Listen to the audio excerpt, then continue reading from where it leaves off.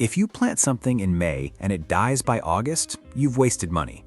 But if you plant something in May and it comes back every single year, bigger, bolder, and more beautiful each time, that's a completely different game. That's what perennials do, and most people are planting the wrong ones. Everyone knows lavender, everyone knows coneflowers, but the 10 plants on this list, they're the ones serious gardeners don't talk about loudly because they don't want their neighbors copying them. You're going to walk away from this video with a list of perennials that are genuinely stunning, genuinely tough, and genuinely worth every dollar and square foot of space you give them. Let's get into it. Number 1, Baptisia australis, false indigo. Let's start with the plant that makes people stop their cars. Baptisia is a North American native perennial that produces tall, elegant spires of deep indigo blue flowers in late spring. It looks like lupin's sophisticated older sibling. The blooms usually show up in May and June, which makes right now the perfect window to get it in the ground. Here's what makes Baptisia different from almost everything else on this list. Once it's established, it is almost completely indestructible. Deep taproot, drought-tolerant, deer-resistant, and completely unbothered by most pests. It doesn't need dividing, it doesn't need fertilizing, it just gets wider and better looking every year, sometimes reaching 4 feet across after 5 or 6 years.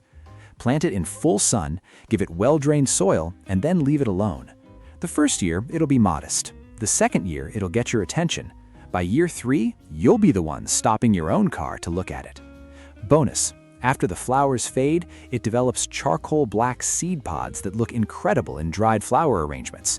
You get 2 seasons of beauty from one plant. Number 2, Geranium roseanne, cranesbill geranium. Forget everything you know about annual geraniums. Those are a completely different plant. This is a hardy perennial geranium, and roseanne is the variety that earned itself the prestigious Award of Garden Merit from the Royal Horticultural Society. That's not marketing. That's a plant that genuinely outperformed everything else in long-term trials. Roseanne produces a constant, almost relentless stream of violet-blue flowers with white centers from late spring all the way through the first hard frost. We're talking 5 to 6 months of continuous bloom from a single plant. There is almost nothing else in the perennial world that keeps going that long without demanding constant deadheading. It spreads wide, up to 3 feet, and works beautifully as ground cover, spilling over raised bed edges or softening the base of taller plants. Plant it in May in full sun to partial shade and water it regularly through the first season. After that, it handles dry spells with ease. If you're building a garden bed and want something that does the heavy lifting visually from spring to fall, roseanne is the anchor you've been looking for. Number 3, Agastache blue fortune, Anis hyssop. If you want a plant that looks beautiful and works hard for your local ecosystem, Agastache is your answer. Blue fortune grows into upright 3-foot columns of soft blue-purple flower spikes that bloom from midsummer right into autumn. But what makes it stand out isn't just the color, it's the fragrance. The foliage smells unmistakably of anise and mint, which means deer won't go near it. But butterflies, bees, and hummingbirds, they can't stay away. Plant it in May so the root system has the whole warm season to establish before it hits its peak bloom in July and August. It needs full sun and excellent drainage. Soggy feet will kill it faster than anything else. Once it's settled, it handles heat and drought well, making it especially valuable if you're in a region with dry summers. One more thing worth knowing, the dried flower spikes stay attractive well into winter, so you don't have to cut it back immediately. Leave it standing for structure, then cut it hard in early spring and watch it come roaring back. Number 4, Amsonia hubrichtii, threadleaf blue star. Most perennials give you 1 season of beauty. Amsonia gives you 3. In spring, it opens with clusters of pale, powder blue star-shaped flowers, subtle but genuinely beautiful in the soft morning light. Through summer, the fine, feathery foliage is a lush, mounding backdrop for everything around it. Then in autumn, the whole plant transforms into a blaze of gold and yellow that rivals anything in the ornamental grass world. Threadleaf blue star is native to Arkansas and the surrounding region, but it performs beautifully across most of North America. It's drought-tolerant once established, completely deer-resistant, and doesn't need staking or dividing. Plant it in full sun to get the best fall color. Shade will soften the autumn display significantly. May is ideal planting time because it gives the root system a full growing season before the plant needs to produce that spectacular fall show. Place it where you'll see it from inside your home in October because that golden color is worth positioning intentionally. Number 5. Veronicastrum virginicum, Culver's root. If you want vertical drama in a garden bed, most people default to ornamental grasses, but Culver's root does something grasses can't. It flowers, and it flowers spectacularly. This tall, stately native perennial can reach 6 feet in height, producing slender candelabra-like spires of tiny white or soft lavender flowers in midsummer. The effect is architectural. It creates a strong vertical line in the back of a border without being aggressive or invasive. It won't flop, it won't spread beyond its clump, and it doesn't need staking if you plant it in full sun. Plant it in May in moist to average soil, full sun to light shade. It's slow to establish. Don't mistake slow early growth for failure. By its second or third summer, it will be one of the most visually commanding plants in your garden. Number 6. Nautia macedonia, crimson scabious. Here's one that almost nobody talks about, and it's a genuine mystery why. Nautia macedonia produces small pincushion-shaped flowers in a rich, deep crimson that's almost wine red. It blooms from late spring all the way to frost on wiry, branching stems that weave through neighboring plants in a naturalistic and effortless way. It looks wild and intentional at the same time. It's a compact plant, about 2 feet tall, and it works especially well when combined with silvery or chartreuse foliage, where that dark red really jumps. Cut the spent flowers regularly, and it will reward you with almost non-stop bloom. Stop deadheading, and it will self-seed gently, not aggressively, giving you new plants for free in subsequent years. Planted in full sun with good drainage, it tolerates drought once established and performs beautifully in poor, lean soil. In fact, rich soil can make it short and floppy.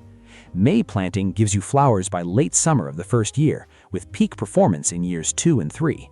If you want a plant that photographers and garden designers keep returning to, this is one of them. Number 7. Penstemon digitalis, Husker Red. Beard tongue is criminally underused, and Husker Red is the variety that deserves a front row spot in every garden. What makes this one different from standard Penstemon varieties is the foliage. It's a deep burgundy red that persists all season long, even after the white foxglove-like flowers have finished in early summer. That means you're getting a structural color contribution from the plant from the moment it emerges in spring to the first hard freeze in fall. The flowers themselves are a magnet for hummingbirds. Tubular, white with faint pink throats, they appear in late May and June on stems that can reach 3 feet tall. After bloom, the seed heads dry attractively and can be left for winter interest. Plant Husker Red in full sun with well-drained soil. It's native to eastern North America and handles heat, humidity, and drought once it's rooted in. May is prime planting time. Get it in the ground now, and you'll likely catch the first bloom before summer arrives. This is a plant that earns its space 12 months of the year. Number 8. Persicaria amplixicalis, firetail. Persicaria is the perennial that makes other perennials feel a little lazy. Firetail produces long, slender spikes of bright crimson flowers from midsummer all the way through autumn. And when we say all the way through, we mean it keeps going until frost stops it. It's one of the longest blooming perennials available, and it does it without deadheading, without staking, and without significant water once it's established. The plant forms a large, bold clump with big architectural foliage that fills space beautifully in mid-border positions. It handles partial shade better than most perennials, making it especially useful for spots where other sun lovers struggle. In full sun, it's vigorous and dense. In part shade, it's slightly more relaxed but still flowers generously. Plant it in May, water it consistently through its first summer, and watch it settle in.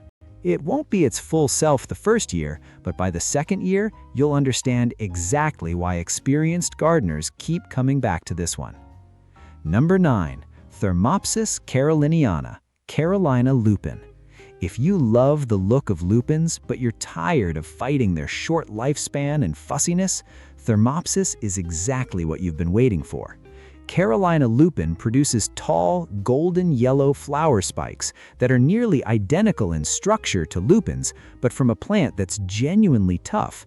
It's a North American native, deeply drought-tolerant once established, and long-lived in a way that lupins simply aren't. It's also deer-resistant. The foliage contains alkaloids that browsers don't enjoy. The flowers appear in late spring, usually May to June, on stems that reach 3 to 4 feet.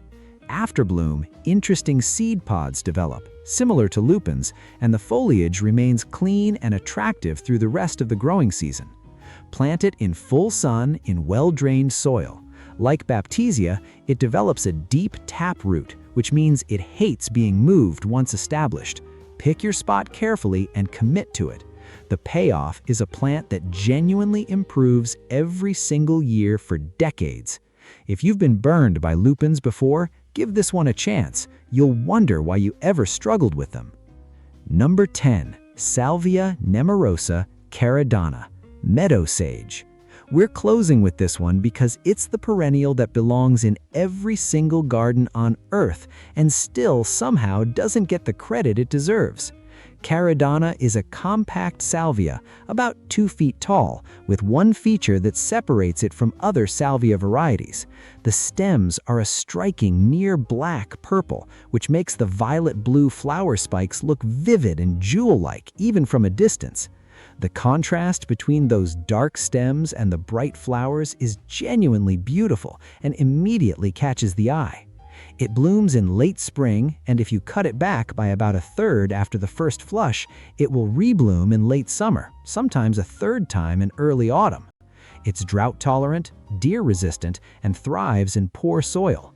Pollinators, especially bumblebees and smaller native bees, work through it constantly during bloom. Plant it in full sun in May, give it space to breathe, about 18 inches between plants, and don't overwater. It performs best when it's slightly stressed. By its 2nd year, it'll be the plant in your garden that makes visitors ask what it is. So there you have it, 10 perennials that are genuinely worth planting this May, not because they're the most famous names, but because they earn their place year after year. Here's what I want you to do right now. Pick 3 from this list, not 10, not 1, 3. Find a spot in your garden where they'll have room to grow and get them in the ground before the end of May while conditions are still ideal. If this video gave you something useful, hit the like button. It genuinely helps this channel reach more people who are trying to grow something worth looking at. Subscribe if you haven't already, because we drop new gardening content every week. And drop a comment below telling me which one you're going to plant first. I read every single one. I'll see you in the next one.